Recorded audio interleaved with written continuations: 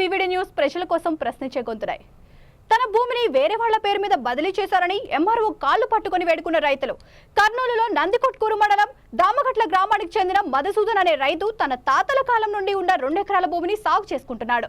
ఇటీవల ఎంఆర్ఓ కార్యాలయం సిబ్బంది నోటీసులు పంపకుండా ఆ భూమిని వేరే వాళ్లకు ఆన్లైన్లో ఎక్కించారంటూ రైతు ఆవేదన వ్యక్తం చేశాడు. న్యాయం చేయాలంటూ ఎంఆర్ఓను వేడుకున్నాడు.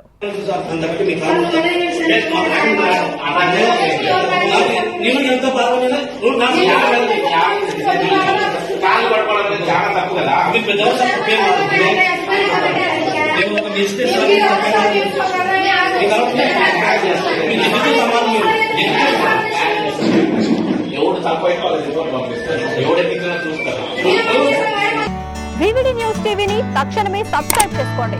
నోటిఫికేషన్ కోసం బెల్ ఐకాన్ క్లిక్ చేయండి.